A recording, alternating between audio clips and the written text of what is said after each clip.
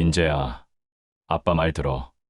도시로 가면 더 나은 삶을 살 수 있어. 아빠랑 같이 가자. 민재는 팔을 뿌리치며 소리칩니다. 아빠, 싫어요. 저희를 17년 동안 버린 사람이 왜 이제 와서 이러세요? 할머니랑 할아버지가 제 진짜 부모님이라고요. 민영은 울면서 민수를 밀치며 외칩니다. 아빠, 제발 그만해요. 우리 여기서 행복해요. 민서는 눈물을 흘리며 방으로 뛰어들어가 문을 잠갔다가 문틈으로 쏟아지는 울음소리가 마당까지 들려옵니다. 정수는 아이들을 감싸며 떨리는 목소리로 말합니다. 민수야, 그만해. 아이들 마음이 이렇게 다쳤는데 억지로 데려가면 뭐가 달라지겠니? 안녕하세요. 빛나는 삶의 기록입니다.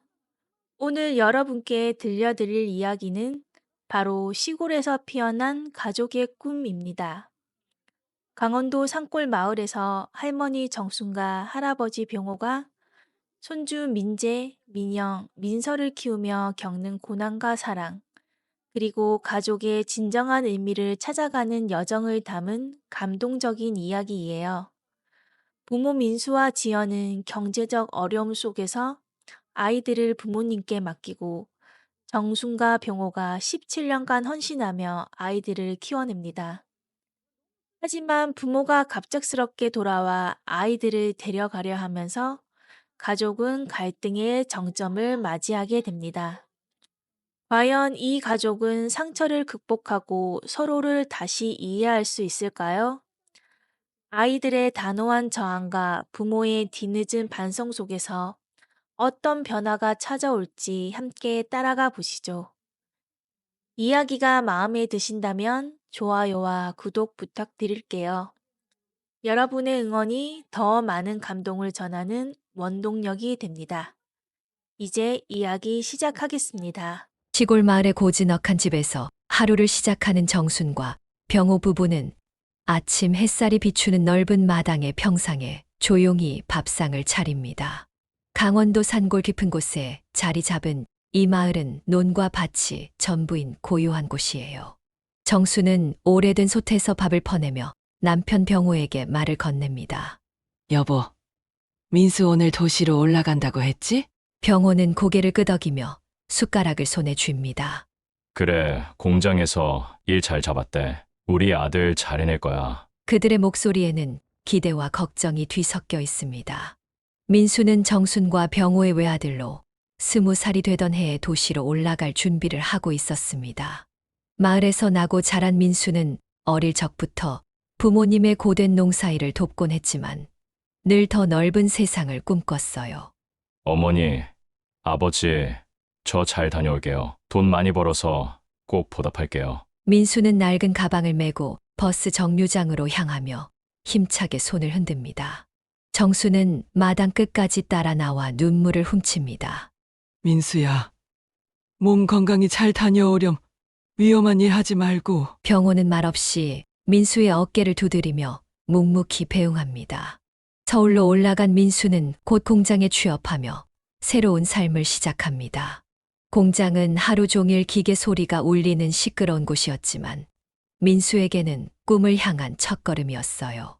야, 민수야, 거기 부품 좀 빨리 옮겨. 공장 선배가 소리치자 민수는 땀을 닦으며 열심히 움직입니다. 힘들었지만 부모님께 생활비를 보내고 싶다는 마음이 그를 버티게 했죠. 그러던 어느 날 공장에서 민수는 지연이라는 여성을 만나게 됩니다. 지연은 민수보다 1살 어린 21살로 공장 라인에서 민수와 같은 조로 일하고 있었어요. 민수 오빠, 이거 좀 도와주실래요? 지연이 부드러운 목소리로 묻자 민수는 얼굴이 살짝 굵어지며 다가갑니다. 아, 물론이죠. 무거운 거면 제가 들게요. 두 사람은 이를 도우며 자연스럽게 대화를 나누기 시작합니다. 지연은 도시에서 나고 자란 여성이었지만 집안 사정이 어려워 공장에서 일하며 생계를 꾸리고 있었어요. 오빠는 시골에서 오셨다면서요? 시골은 어때요? 저는 한 번도 가본 적 없어서. 지연의 호기심 어린 질문에 민수는 웃으며 대답합니다. 시골은 조용하고 공기가 맑아요. 우리 부모님이 농사 지으시는데 참 힘드시죠? 저는 그래서 더 열심히 일해서 부모님께 효도하고 싶어요. 지연은 민수의 진심 어린 말에 살짝 미소를 짓습니다. 민수 오빠는 참 따뜻한 분이네요. 시간이 흐르며 두 사람은 점점 가까워졌습니다. 퇴근 후 공장 근처 작은 식당에서 함께 밥을 먹고 주말이면 동네 공원에서 산책하며 서로의 이야기를 나누었죠. 지연 씨, 우리 이렇게 힘들 때면 같이 밥도 먹고 즐겁고 힘든 일 있으면 서로 아껴주고 슬퍼하는 사이가 되는 건 어때요? 민수의 진심 어린 고백에 지연은 고개를 끄덕이며 손을 잡습니다. 네. 민수 오빠, 우리 같이 잘 지내봐요. 두 사람의 사랑은 그렇게 시작되었습니다. 1년 뒤 민수와 지연은 조촐한 결혼식을 올렸습니다. 공장에서 만난 동료 몇 명이 참석한 소박한 결혼식이었지만 두 사람은 서로를 향한 사랑으로 가득했어요. 지연아, 이제 우리 진짜 가족이 됐다? 민수가 지연의 손을 꼭 잡자 지연은 눈물을 글썽이며 미소를 짓습니다. 응. 오빠, 우리 행복하게 살아요. 결혼 후 두 사람은 작은 원룸에서 새 출발을 시작했습니다. 그리고 또 1년 뒤 두 사람에게 첫 아이가 태어났습니다. 작고 귀여운 아기가 태어나자 민수와 지연은 세상에서 가장 행복한 부모가 되었습니다. 우리 아기 이름 뭐로 할까? 지연이 아기를 품에 안고 묻자 민수는 잠시 생각하다 대답합니다. 민재 어때? 지연은 미소를 지으며 고개를 끄덕입니다. 좋아. 민재, 우리 민재. 건강하게 자라야 한다. 민재가 태어난 첫 몇 달은 그야말로 행복의 연속이었습니다. 민수는 공장에서 야근을 마다하지 않고 일하며 가족을 부양했고 지연은 민재를 키우며 집안을 꾸렸습니다. 지연아, 오늘 야근 수당 받았어. 우리 민재 이쁜 꽃가 좀 사러 갈까? 민수가 웃으며 묻자 지연은 고개를 끄덕이며 대답합니다. 그럴까? 오빠, 우리 민재 이렇게 멋진 아빠가 있다니. 참 복받은 아인 것 같아. 민수는 지연과 민재를 보며 미소를 짓습니다. 아니야. 내가 더 복받은 거지. 이렇게 예쁜 가족이 생겼는데. 그 시절 민수와 지연은 비록 가난했지만 서로를 의지하며 행복한 나날을 보냈습니다. 민수는 가끔 부모님께 전화를 걸어 민재 소식을 전하며 웃음을 나누었죠. 어머니, 민재가 이제 앉기 시작했어요. 정말 예뻐요. 정수는 전화 너머로 기뻐하며 대답합니다. 민수야, 잘하고 있구나. 민재 잘 키우고 너희도 건강해야 한다. 민수는 부모님의 따뜻한 목소리에 힘을 얻으며 다시 일터로 향했습니다. 하지만 이 행복은 오래가지 못했습니다. 곧 다가올 더 큰 시련이 민수와 지연의 가정을 기다리고 있었죠. 민수와 지연의 작은 원룸은 처사들 민재가 태어난 후에도 여전히 따뜻한 웃음으로 가득했습니다. 하지만 그 행복은 점차 무게를 더해가는 삶의 짐에 흔들리기 시작했어요. 민재가 1살이 되었을 무렵 지연은 다시 임신 사실을 알렸습니다. 오빠, 나 둘째 임신한 것 같아. 지연이 조심스럽게 말하며 민수의 눈치를 살피자 민수는 잠시 멍하니 있다가 미소를 지었습니다. 정말? 그럼 우리 민재가 형이 되는 거네. 잘 해낼 수 있어. 지연아, 걱정하지 마. 내가 많이 도와줄게. 민수는 지연의 손을 잡으며 자신감을 내비쳤지만 마음 한구석에서는 걱정이 스쳤습니다. 둘째 아이 민영이 태어난 날 공장 일을 마치고 달려온 민수는 지친 얼굴로 아기를 바라봤습니다. 지연아, 우리 공주님 너무 예쁘다. 이제 우리 가족 셋이 됐네. 지연은 미소를 지으며 대답했습니다. 응. 오빠 힘들어도 우리 같이 잘 키우자. 하지만 원룸은 이미 좁았고 두 아이를 돌보는 일은 생각보다 버거웠어요. 민수는 야근을 늘렸고 지연은 밤낮 없이 아이들을 돌보느라 지쳤습니다. 그런 생활이 2년쯤 지속되던 때 세 번째 아이 민서가 태어났습니다. 병원에서 민서를 안은 지연은 눈물을 흘리며 민수에게 말했습니다. 오빠, 이제 아이 셋이네 잘할 수 있겠지? 민수는 지연의 어깨를 토닥이며 힘내라 했지만 그의 목소리에도 불안이 묻어났습니다. 괜찮아, 지연아. 내가 더 열심히 일해서 해결할게. 하지만 현실은 녹록지 않았어요. 공장 월급은 새 아이를 키우기엔 턱없이 부족했고, 집세와 생활비로 빠져나가는 돈은 점점 늘어났습니다. 경제적 압박은 부부 사이에 갈등을 낳았습니다. 어느 날 저녁 민수는 지친 몸으로 집에 돌아와 지연과 말다툼을 벌였습니다. 지연아, 이번 달에 나가는 돈이 많아서 조금 빠듯하네. 너도 좀 아껴 써야 해. 지연은 짜증을 내며 대답했습니다. 오빠, 내가 아끼는 것도 한계가 있어. 하루 종일 아이들 챙기느라 잠도 못 자는데 오빠는 그냥 일만 하고 와서 잔소리야? 민수는 한숨을 내쉬며 소파에 주저앉았습니다. 미안해. 지연아, 이번 달에 좀 나가는 돈이 많다 보니 초조해서 그런가 보다. 하지만 그 말은 지연의 마음을 풀지 못했어요. 부부는 점점 서로를 원망하며 거리를 두기 시작했습니다. 아이 셋을 돌보는 일은 점점 더 버겁게 느껴졌습니다. 민재는 이제 4살, 민영은 2살, 민서는 갓난아기였어요. 지연은 밤마다 아이들 울음소리에 시달리며 신경이 곤두섰습니다. 오빠, 나 정말 힘들어. 이렇게 계속 살 수 있을까? 민수는 지연의 말을 듣고 어쩔 줄 몰라 했습니다. 지연아, 조금만 더 버텨줘. 내가 부모님께 도움 좀 요청해 볼게. 하지만 지연의 얼굴에는 더 이상 희망이 보이지 않았어요. 그러던 어느 날, 지연은 갑작스럽게 집을 떠났습니다. 아침에 민수를 깨우지 않고 아이들을 잠든 상태로 내버려둔 채 조용히 문을 나섰어요. 민수는 깨어나 보니 지연의 옷가지와 짐이 사라져 있는 것을 발견하고 당황했습니다. 지연아, 어디 갔어? 그는 집 안을 서성이며 지연을 찾았지만 답이 없었습니다. 책상 위에는 지연이 남긴 쪽지가 보였어요. 오빠, 미안해. 나 너무 힘들어서 견딜 수가 없어. 아이들 잘 부탁해. 민수는 쪽지를 손에 쥔 채 무너지듯 소파에 앉았습니다. 이게 무슨 일이야, 지연아. 어떻게 이렇게 가버릴 수 있지? 그의 목소리는 떨렸고 눈가에는 눈물이 맺혔습니다. 아이 셋을 혼자 돌보는 일은 민수에게 불가능한 과제였습니다. 민재는 배고프다고 울고 민영은 기저귀를 바꿔달라고 칭얼거렸으며 민서는 밤새 울어대는 통에 민수는 잠을 이룰 수 없었습니다. 민재야, 조금만 참아. 아빠가 뭘 해야 할지 모르겠어. 민수는 아이들을 달래며 전화기를 들었습니다. 전화 너머로 정순의 목소리가 들렸습니다. 민수야, 무슨 일 있니? 목소리가 왜 그래? 민수는 힘겹게 입을 열었습니다. 어머니, 지연이가 집을 나갔어요. 아이들 셋을 제가 감당할 수가 없어요. 도와주세요. 정수는 잠시 말을 잃었지만 곧 단호하게 대답했습니다. 알았다. 민수야, 우리 내려갈게. 기다려다오. 며칠 후 정순과 병호는 시골에서 버스를 타고 서울로 올라왔습니다.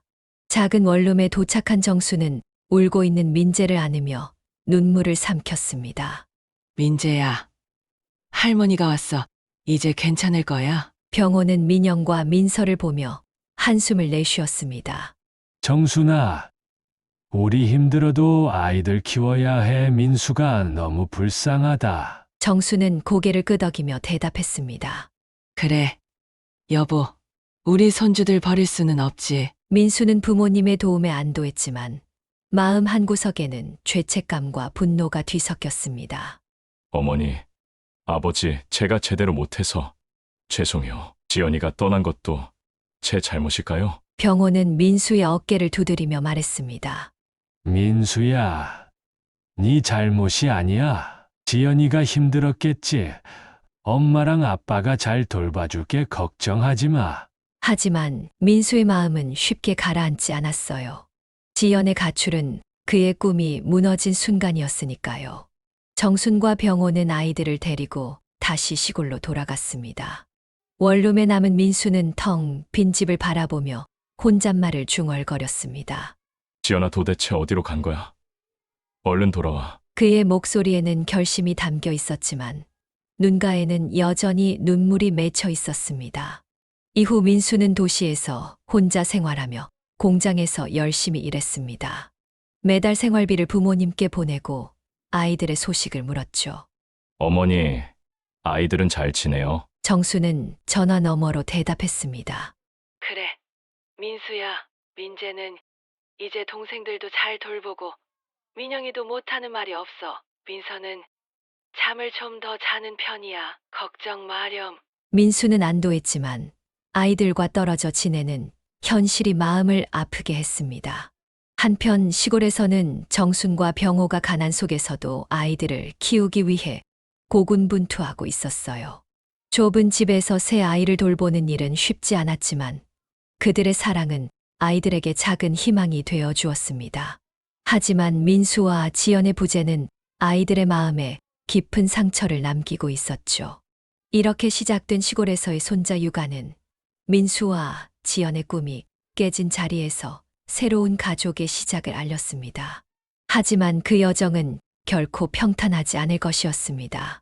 강원도 산골 마을의 낡은 집에서 정순과 병호 부부는 매일 아침 새 손주, 민재, 민영, 민서를 위해 힘겹게 하루를 시작합니다. 아이들이 시골로 온 지 몇 달이 지났지만 정순과 병호에게는 여전히 무거운 책임감이 남아 있어요. 어느 아침 정수는 마당에서 닭에게 먹이를 주며 혼잣말을 중얼거립니다. 민재야, 민영아, 민서야, 할머니가 잘 키울게. 힘들어도 이해해줘. 병호는 부엌에서 민서의 우유를 데우며 한숨을 내쉽니다. 정순아, 아이들 키우는 게 이렇게 힘들 줄 몰랐어. 나이 들수록 더 버겁네.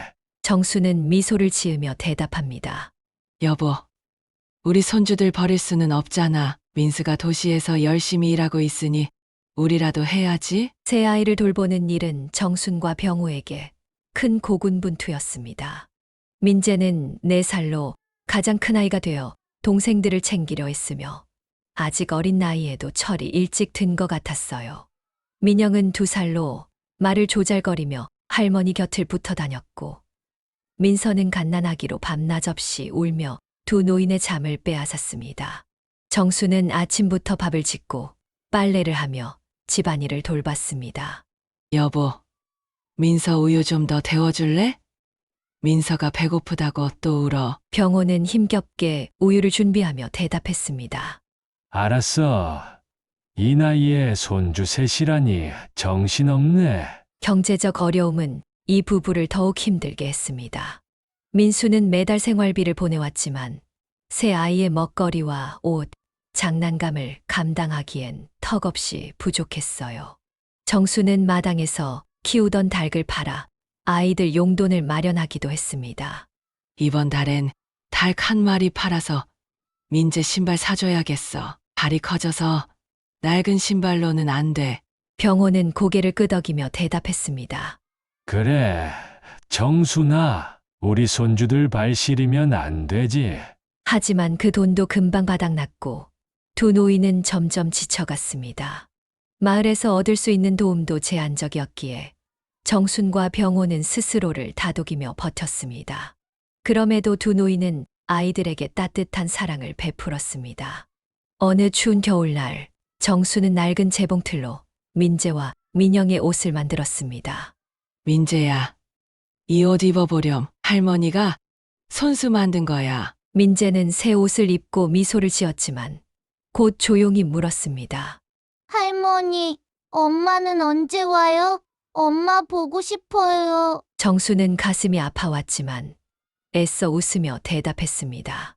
민재야, 엄마는 일하느라 좀 바빠? 곧 올 거야. 그때까지 할머니가 챙겨줄게. 민재는 고개를 끄덕였지만 그의 눈빛에는 부모를 향한 그리움이 깊게 남아 있었습니다.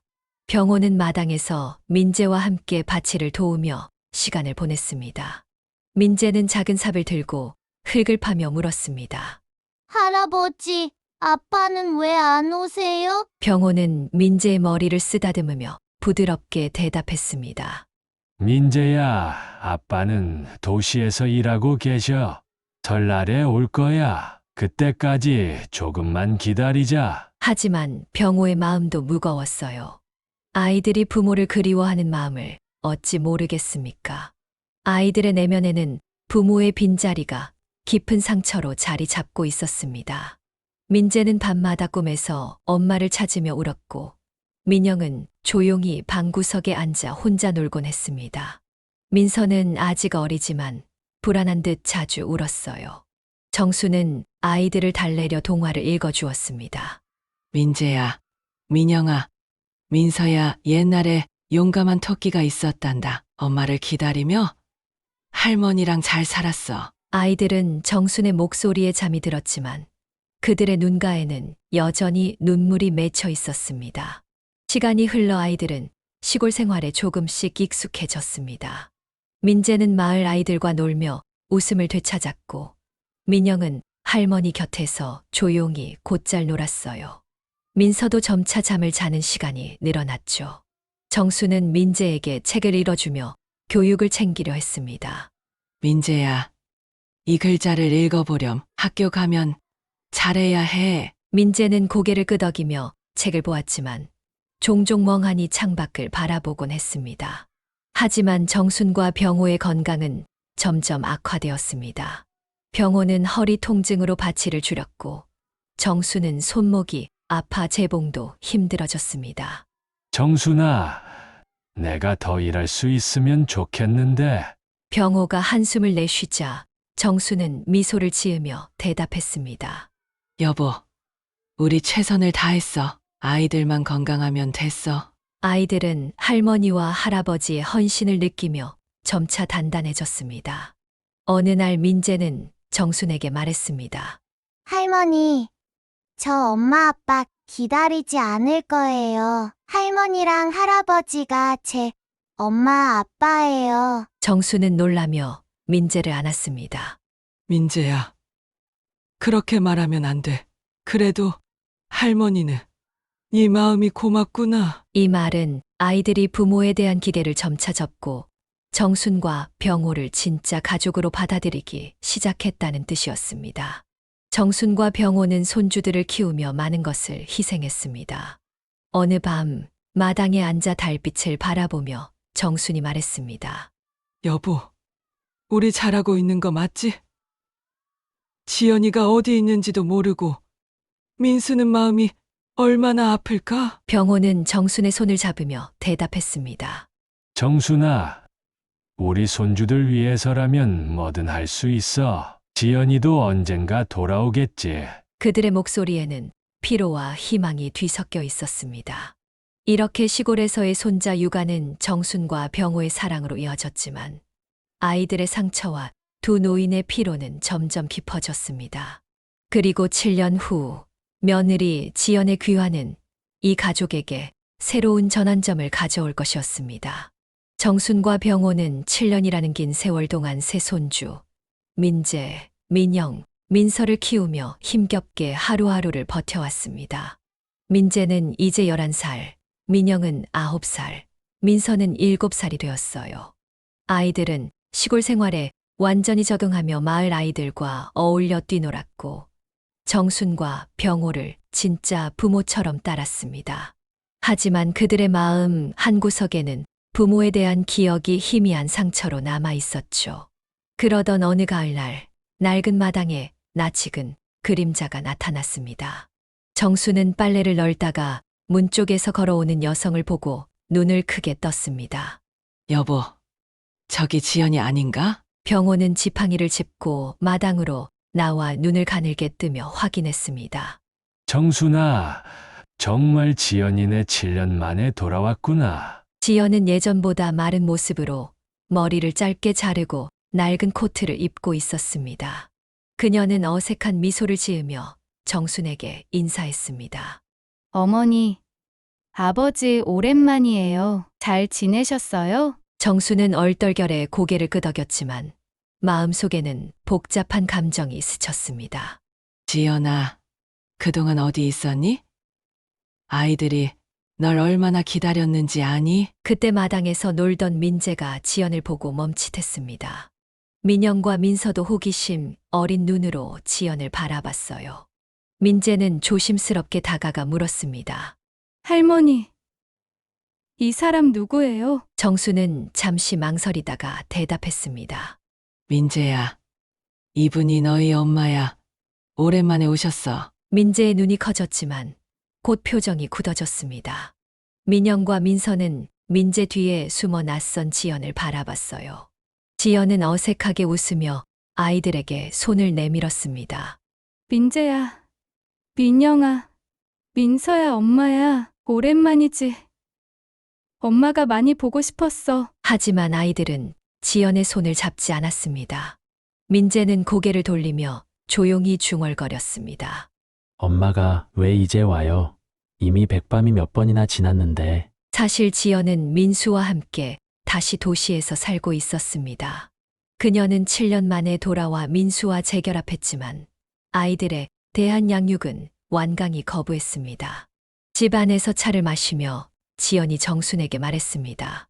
어머니, 저희도 이제 자리 잡았어요. 민수 오빠가 공장에서 승진해서 좀 나아졌고요. 하지만 아이들 키우는 건 저희가 감당하기 힘들어요. 정수는 찻잔을 내려놓으며 한숨을 쉬었습니다. 지연아, 그럼 왜 돌아왔니? 아이들이 이렇게 컸는데 부모가 책임져야지. 지연은 고개를 숙이며 대답했습니다. 죄송해요. 어머니, 저도 마음이 아프지만 아직 준비가 안 됐어요. 병호는 그 말을 듣고 화가 나서 목소리를 높였습니다. 지연아, 그게 무슨 말이야? 아이들 7년 동안 우리 부부가 키웠어. 이제 와서 그런 소리라니. 부모 없이 자란 이 불쌍한 것들은 생각 안 해. 지연은 미안한 표정을 지었지만 더 이상 말을 잇지 못했습니다. 민수와 지연은 이후 가끔 시골을 방문했습니다. 하지만 그들의 방문은 짧고 형식적이었습니다. 어느 날 민수는 아이들에게 새 옷과 장난감을 사 들고 왔습니다. 민재야, 민영아, 민서야. 아빠가 선물 사왔어. 좋아? 민영은 장난감을 받아 들고 잠시 웃었지만 민재는 차갑게 대답했습니다. 아빠, 이런 거 필요 없어요. 할머니가 다 해주셨어요. 민수는 민재의 말에 충격을 받았지만 억지로 미소를 지었습니다. 그래, 아빠가 더 잘할게. 민재야. 지연은 아이들과 어색하게 대화를 시도했지만 아이들은 그녀를 낯선 사람처럼 대했습니다. 민서는 지연이 다가오자 울음을 터뜨렸고 민영은 조용히 할머니 곁으로 도망쳤습니다. 이런 당문이 반복될수록 아이들은 점점 마음을 닫아갔습니다. 민재는 어느 날 정순에게 말했습니다. 할머니, 저 엄마 아빠 싫어요. 왜 이제 와서 우리 찾는 거예요? 할머니랑 할아버지가 진짜 부모님인데. 정수는 민재를 안으며 눈물을 삼켰습니다. 민재야, 그래도 엄마 아빠야. 조금만 용서해줘. 하지만 민재는 고개를 저으며 대답했습니다. 아니요, 할머니. 저희 버린 사람들인데 이제 와서 뭐가 달라져요? 민영도 비슷한 마음이었습니다. 그녀는 지연이 준 인형을 방구석에 던져놓고 울었습니다. 할머니, 엄마 왜 저를 안 안아줘요? 민서가 울 때도 그냥 가버렸잖아요. 정수는 민영을 안으며 달랬습니다. 민영아, 엄마도 오랜만에 봐서 어색한가 봐. 조금만 기다려보자. 하지만 아이들의 상처는 점점 깊어졌습니다. 민수와 지연은 아이들의 차가운 반응에 충격을 받았지만 자신들의 무책임한 행동을 돌아보지 못했습니다. 지연은 민수에게 말했습니다. 오빠, 아이들이 너무 차갑게 굴어. 우리 뭘 잘못한 거야? 민수는 한숨을 쉬며 대답했습니다. 지연아, 우리 너무 오래 떠나 있었어. 아이들 마음을 돌리는데 시간이 걸릴 거야. 하지만 그들은 여전히 도시에서의 삶을 우선시했고 아이들과의 관계를 회복하려는 진지한 노력은 부족했습니다. 정순과 병호는 이런 상황을 지켜보며 마음이 아팠습니다. 어느 밤 정수는 병호와 마당에 앉아 한숨을 내쉬었습니다. 여보, 지연이와 민수가 이러는 걸 보니 마음이 아파. 아이들이 너무 상처받았어. 병호는 정순의 손을 잡으며 대답했습니다. 정순아, 우리라도 아이들 잘 보살펴 주자. 민수랑 지연이가 정신 차릴 때까지. 그들의 목소리에는 아이들에 대한 걱정과 부모로서의 책임감이 담겨 있었습니다.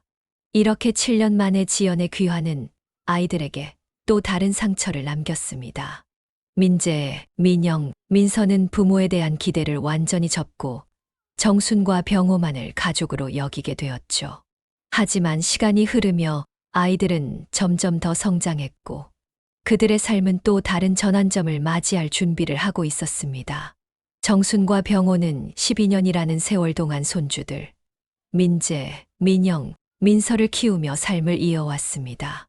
민재는 이제 15살, 민영은 13살, 민서는 11살이 되었어요. 아이들은 시골의 자연 속에서 자라며 마을 아이들과 함께 뛰놀고 학교에서도 좋은 친구들을 사귀었습니다. 정순과 병호는 그들을 진짜 부모처럼 사랑으로 키웠지만 두 노인의 얼굴에는 세월의 흔적이 깊게 새겨져 있었습니다. 아침마다 정순은 부엌에서 아이들을 위해 밥을 짓고 병호는 마당에서 닭에게 먹이를 주며 하루를 시작했습니다.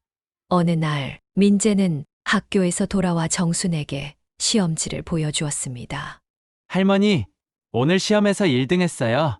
할머니 덕분이에요. 정순은 미소를 지으며 민재의 머리를 쓰다듬었습니다. 우리 민재, 잘했구나. 할머니가 아니라 네가 열심히 한 거야. 민영은 옆에서 장난스럽게 끼어들었습니다. 할머니, 나도 그림 그리기 대회에서 상 받았어요. 봐주세요. 정순은 민영의 그림을 보며 웃었습니다. 우리 민영, 어쩜 이리 예쁠까? 우리 손주들 다 똑똑해. 민서는 조용히 정순 곁에 앉아 책을 읽으며 미소를 웃었습니다. 아이들은 정순과 병호의 헌신 속에서 바르게 자라고 있었습니다. 정순과 병호는 아이들에게 따뜻한 사랑을 아끼지 않았습니다. 겨울이면 정순은 낡은 재봉틀로 아이들 옷을 만들었고 병호는 마당에서 나무를 패서 난로를 피웠습니다. 어느 추운 날 민재는 병호에게 물었습니다. 할아버지, 나무 패는 거 도와드릴게요. 이제 저도 할 수 있어요. 병호는 미소를 지으며 대답했습니다. 민재야, 고맙다. 하지만 아직은 할아버지가 할 수 있어. 너는 공부 열심히 하면 된다. 아이들은 할머니와 할아버지의 사랑 덕분에 자신감을 키웠고 시골에서 건강하고 밝게 자랐습니다. 하지만 아이들은 부모, 민수와 지연에 대한 기억을 완전히 접었습니다. 7년 전 지연의 귀환 이후 민수와 지연은 가끔 시골을 방문했지만 아이들은 그들을 낯선 사람처럼 대했습니다. 어느 날 민재는 정순에게 단호히 말했습니다. 할머니, 저 이제 엄마 아빠 생각 안 할 거예요. 저희를 버린 사람들이잖아요. 할머니랑 할아버지가 제 부모님이에요. 정순은 민재를 안으며 눈물을 삼켰습니다. 민재야, 그래도 엄마 아빠야. 너무 마음 아파하지 마. 엄마 아빠도 사정이 있을 거야. 민영과 민서도 비슷한 마음이었어요. 민영은 지연이 준 인형을 방구석에 두고 손도 대지 않았고 민서는 민수와 대화하려는 시도조차 거부했습니다. 아이들은 정순과 병호를 진짜 가족으로 받아들이며 새로운 삶을 만들어갔습니다. 시간이 흐르며 아이들은 조숙한 모습을 보이기 시작했습니다. 민재는 학교에서 친구들을 챙기고 집에서는 동생들을 돌보는 책임감을 보였습니다. 어느 날 민재는 병호에게 말했습니다. 할아버지, 제가 아르바이트해서 돈 벌어서 도울게요. 할아버지, 허리 아프잖아요. 병호는 놀라며 손을 저었습니다. 민재야, 아직 어리잖아. 공부나 잘해. 그게 할아버지한테 가장 큰 도움이다. 민영은 그림 그리기를 넘어 마을 행사에서 공연을 준비했고 민서는 조용히 책을 읽으며 스스로를 단련했습니다. 아이들은 할머니와 할아버지의 건강이 나빠지는 것을 보며 어깨에 무게를 느끼고 있었습니다. 하지만 정순과 병호의 건강은 점점 악화되었습니다. 정순은 손목 통증으로 재봉틀이나 빨래를 오래 잡지 못했고 병호는 허리 통증과 관절염으로 밭일을 거의 포기했습니다. 어느 날 정수는 부엌에서 쓰러질 뻔한 일을 겪었고 병호가 급히 달려왔습니다. 당신, 괜찮아? 너무 무리하지 마. 정수는 힘겹게 미소를 지으며 대답했습니다. 여보, 괜찮아. 잠시 삐끗한 것 뿐이야. 걱정하지 마요. 아이들은 할머니와 할아버지의 상태를 보고 마음이 아팠습니다. 민재는 정순에게 말했습니다. 할머니, 제가 집안일 도울게요. 힘들면 꼭 말해줘요. 정수는 민재의 손을 잡으며 눈물을 흘렸습니다. 민재야, 고맙다. 우리 손주들이 너무 대견해. 민수는 매달 생활비를 보내왔지만 아이들과 직접적인 접촉은 거의 없었습니다. 정수는 민수에게 전화해 상황을 알렸습니다. 민수야, 요즘 엄마가 몸이 좀 좋지 않아. 아버지도 그렇고 아이들 좀 챙겨줄 수 있겠니? 민수는 잠시 망설이다 대답했습니다. 어머니, 죄송해요. 저희들 요즘 공장에 일이 많아서. 정수는 한숨을 내쉬며 전화를 끊었습니다. 아이들도 또한 이런 부모의 태도를 알게 되며 더 이상 기대하지 않게 되었습니다. 정순과 병호는 손주들을 키우며 많은 것을 희생했습니다. 어느 밤 마당에 앉아 달빛을 바라보며 정순이 말했습니다. 병호는 정순의 손을 잡으며 대답했습니다. 그들의 목소리에는 피로와 자부심이 뒤섞여 있었습니다. 이렇게 아이들은 정순과 병호의 사랑 속에서 성장했지만 두 노인의 건강 악화는 가족에게 새로운 도전을 예고했습니다. 5년 후 아이들의 삶은 또 다른 갈등의 정점을 맞이할 준비를 하고 있었습니다. 17년이라는 긴 세월을 보낸 민재, 민영, 민서는 이제 각각 20살, 18살, 16살이 되었습니다. 민재는 지역 고등학교를 졸업하고 마을 농협에서 고졸 특채로 일하기 시작했고, 민영은 고등학교에서 예술 동아리 활동을 하며 그림의 재능을 발휘했습니다. 민서는 이제 고등학교 입학을 준비하고 있었죠. 정순과 병호는 아이들이 이렇게 자란 것을 보며 자부심을 느꼈지만 두 노인의 건강은 더 악화되어 정수는 자주 어지럼증을 호소했고 병호는 지팡이 없이는 걷기 힘들었습니다. 그러던 어느 봄날 낯익은 차 한 대가 마당 앞에 멈췄습니다. 정수는 창밖을 내다보다가 눈을 크게 떴습니다. 여보, 민수랑 지연이네 또 무슨 일로 왔을까? 병호는 힘겹게 일어나 지팡이를 짚으며 마당으로 나갔습니다. 아이들 때문인가 보지. 이번엔 또 무슨 소리 하려나? 민수와 지연은 차에서 내려 어색한 미소를 지으며 집 안으로 들어왔습니다. 민수는 정순에게 인사하며 말을 꺼냈습니다. 어머니, 아버지 이제는 저희가 아이들 데려가려고 왔어요. 정수는 놀라서 찻잔을 내려놓으며 물었습니다. 민수야, 갑자기 그게 무슨 소리니? 아이들이 여기서 잘 지내고 있잖아. 지연은 고개를 숙이며 조심스럽게 말을 이었습니다. 어머니, 저희도 이제 자리 잡았어요. 오빠도 공장에서 관리직이 됐고 저도 작은 가게를 열었어요. 아이들 도시에서 학교 다니게 하고 싶어요. 그때 방에서 나온 민재가 민수와 지연을 보고 표정이 굳어졌습니다. 민영과 민서도 뒤따라 나와 부모를 차갑게 바라봤어요. 민재는 단호한 목소리로 물었습니다. 아빠, 엄마 갑자기 왜 이러세요? 저희 여기서 잘 지내요. 민수는 민재의 말에 미소를 지으며 다가갔습니다. 민재야, 도시로 가면 동생들 더 좋은 교육을 받을 수 있어. 아빠랑 엄마랑 같이 살자. 하지만 민재는 고개를 저으며 차갑게 대답했습니다. 아니요, 아빠. 저희 할머니랑 할아버지랑 살 거예요. 우리 버린 사람들 말 듣고 싶지 않아요. 민영도 옆에서 거들었습니다. 맞아요. 저희 지금 행복해요. 왜 이제 와서 이러세요? 민서는 조용히 민재 뒤에 서서 고개를 숙였지만 그의 눈에는 분노가 서려 있었습니다. 민수와 지연은 아이들의 냉정한 반응에 충격을 받았습니다. 지연은 눈물을 글썽이며 말했습니다. 민재야, 민영아, 민서야, 엄마가 잘못했어. 그때 힘들어서 떠났던 거야. 이제라도 잘해보려고. 하지만 민재는 단호하게 말을 끊었습니다. 엄마, 그 말 7년 전에도 했어요. 그때 우리가 엄마 따라가고 싶다고 울어도 안 내려놨잖아요. 이제 와서 뭘 어쩌겠다고요? 민영은 화가 난 목소리로 덧붙였습니다. 엄마 아빠가 우리 생각했으면 진작 데려갔겠죠. 할머니랑 할아버지가 우리 키워주셨는데 이제 와서 뭐가 달라져요? 정순과 병호는 아이들과 부모 사이에서 갈등이 깊어지는 것을 보며 마음이 아팠습니다. 정순은 민수에게 단호하게 말했습니다. 민수야, 아이들 마음이 이렇게 굳어졌어. 억지로 데려가려 하지 마. 조금만 더 애들한테 시간을 줘. 하지만 민수는 쉽게 물러서지 않았습니다. 어머니, 저희가 부모예요. 아이들 교육도 생각해야죠. 도시에서 더 나은 기회를 줄 수 있어요. 병호는 화가 나서 지팡이를 바닥에 쾅 찌으며 소리쳤습니다. 민수야, 17년 동안 우리가 키웠어. 너희가 뭘 했다고 이제 와서 부모 노릇하려 해? 갈등은 점점 첨예해졌습니다.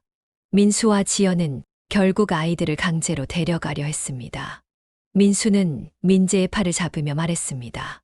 민재야, 아빠 말 들어. 짐 챙겨서 차에 타. 민재는 팔을 뿌리치며 소리쳤습니다. 싫어요. 저 안 가요. 이제 농협에 취업도 하고 할머니랑 할아버지, 동생들 제가 챙길 거니까 관심 끄세요. 민영은 울면서 민수를 밀쳤습니다. 아빠, 제발 그만해요. 우리 여기서 살 거라고요. 민서는 눈물을 흘리며 방으로 뛰어들어가 문을 잠갔습니다. 아이들의 격렬한 반발에 민수와 지연은 당황했습니다. 정수는 아이들을 감싸며 민수에게 소리쳤습니다. 민수야, 그만해. 아이들 이렇게까지 싫다는데 억지로 데려가면 뭐가 달라지겠니? 지연은 눈물을 흘리며 무너지듯 주저앉았습니다. 오빠, 우리 애들 맞아? 아이들 마음이 이렇게 굳은 줄 몰랐어. 민수는 한숨을 쉬며 고개를 숙였습니다. 지연아, 우리가 너무 늦었나 봐. 17년 동안 뭘 했는지 모르겠네. 아이들의 단호한 저항은 민수와 지연에게 큰 충격을 주었습니다. 민재는 정순을 안으며 말했습니다. 할머니, 저 절대 안 가요. 할머니랑 할아버지가 제 가족이에요. 민영도 정순과 병호 곁으로 다가가 서로를 꼭 안았습니다. 병호는 아이들을 보며 눈물을 흘렸습니다. 애들아, 고맙다. 너희가 이렇게 커줘서 할아버지 정말 기뻐. 민수와 지연은 결국 아이들을 데려가지 못하고 도시로 돌아갔습니다. 차 안에서 지연은 민수에게 울며 말했습니다. 오빠, 우리가 너무 우리 둘만 생각한 걸까? 그래도 매달 생활비도 보내고 했는데. 민수는 운전대를 잡은 손을 떨며 대답했습니다. 지연아, 우리가 이기적이었나 봐. 이제라도 잘해야겠어. 그들은 비로소 자신들의 무책임한 행동을 돌아보게 되었습니다. 정순과 병호는 아이들과 함께 마당에 앉아 서로를 위로했습니다. 정순은 민재의 손을 잡으며 말했습니다. 민재야, 마음이 많이 아프지? 그래도 엄마 아빠가 깨달은 것 같으니 조금씩 마음 열어보자. 민재는 고개를 끄덕였지만 그의 눈에는 여전히 상처가 남아 있었습니다. 이렇게 갈등의 정점은 아이들의 단호한 저항과 부모의 깨달음으로 마무리되었습니다. 하지만 상처받은 아이들의 마음은 쉽게 치유되지 않았고 가족은 긴 회복의 시간을 필요로 하게 되었습니다.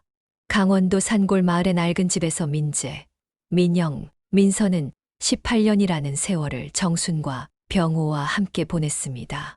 민재는 21살이 되어 마을 농협에서 안정적으로 일하며 동생들을 챙겼고, 민영은 19살로 고등학교를 졸업을 앞두고 예술대학 진학을 준비 중이었습니다. 민서는 17살로 고등학교에 입학하며 조용히 꿈을 키워가고 있었죠. 정순과 병호는 아이들이 이렇게 성장한 것을 보며 기뻤지만 두 노인은 건강이 많이 쇠약해져 정순은 거의 집에만 머물렀고 병호는 지팡이를 짚고도 자주 쉬어야 했습니다. 10개월 전 민수와 지연이 아이들을 데려가려던 시도가 실패로 끝난 후 마을은 잠시 조용해졌습니다. 하지만 그 사건은 가족 모두에게 깊은 흔적을 남겼어요. 어느 날 민수는 혼자 차를 몰아 다시 마을에 찾아왔습니다. 정수는 문을 열고 민수를 보자 놀란 표정을 지었습니다. 민수야, 또 무슨 일로 왔니? 아이들 데려가려고 또 왔니? 민수는 고개를 숙이며 조심스럽게 말했습니다.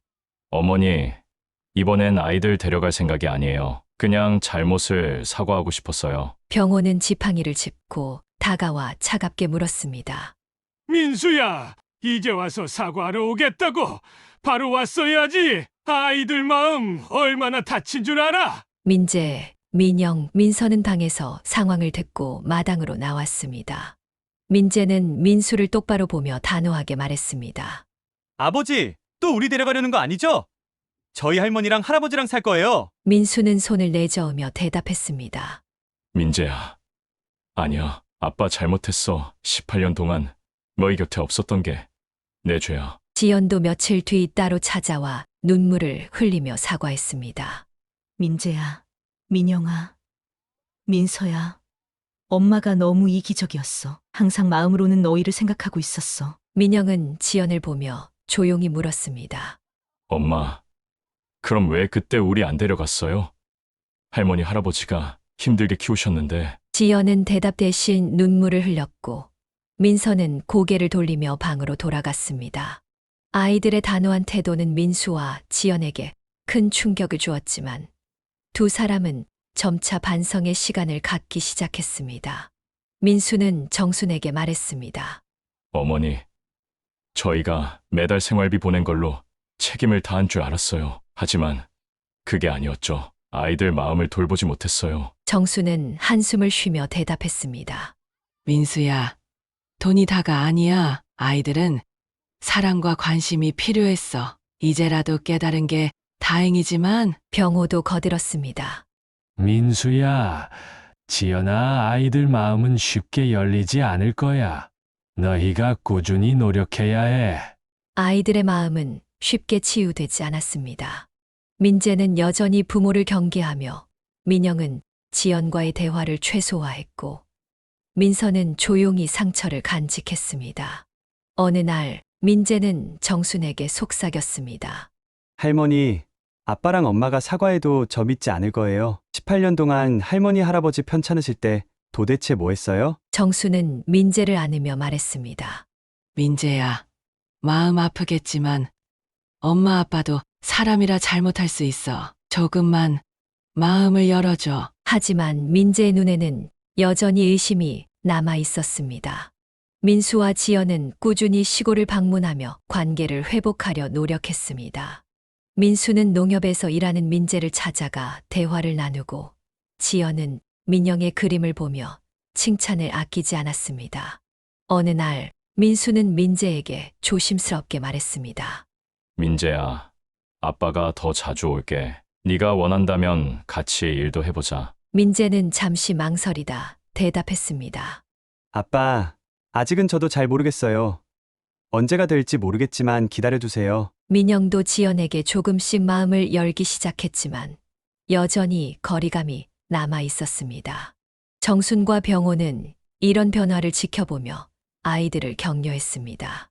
어느 밤 정순은 병호와 마당에 앉아 달빛을 바라보며 말했습니다. 여보, 민수랑 지연이가 바뀌려는 것 같아요. 아이들 마음도 조금씩 풀릴까요? 병호는 미소를 지으며 대답했습니다. 정순아, 천천히 가야지. 아이들이 상처받은 만큼 시간이 필요해. 우리도 옆에서 돕자. 두 노인은 아이들과 부모 사이에서 다리 역할을 하려 했습니다.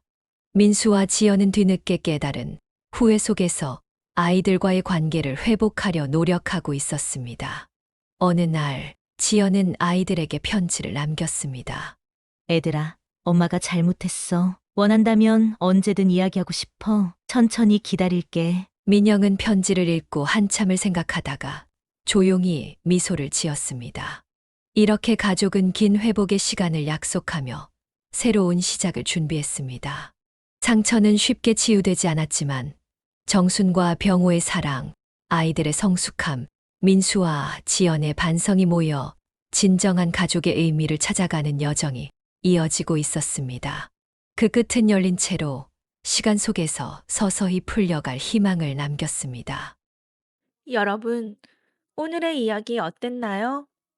강원도 산골 마을에서 할머니 정순과 할아버지 병호가 손주 민재, 민영, 민서를 18년간 헌신적으로 키우며 겪는 고난과 사랑의 여정을 담은 이야기였습니다.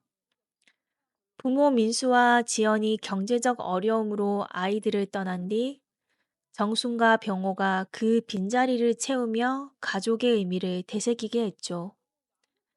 하지만 부모가 뒤늦게 돌아와 아이들을 데려가려 하면서 갈등은 깊어졌고 아이들의 단호한 저항과 부모의 반성을 통해 서로를 이해하려는 긴 여정이 시작되었습니다. 이 이야기를 통해 우리는 진정한 가족의 의미가 혈연을 넘어 사랑과 헌신으로 만들어진다는 점을 느낄 수 있었어요. 정순과 병호의 희생적인 사랑은 아이들에게 큰 힘이 되었고, 민수와 지연의 뒤늦은 깨달음은 잘못을 되돌리는 데 시간이 많이 필요하다는 교훈을 주었습니다. 또한 상처받은 마음은 쉽게 치유되진 않지만 서로를 향한 작은 노력과 시간이 새로운 희망을 만들어낼 수 있다는 메시지를 전해줍니다. 가족이란 완벽하지 않아도 서로를 이해하려는 마음이 있다면 다시 시작할 수 있음을 깨닫게 되는 이야기였습니다.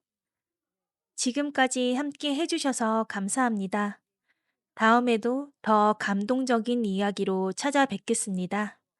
안녕히 계세요.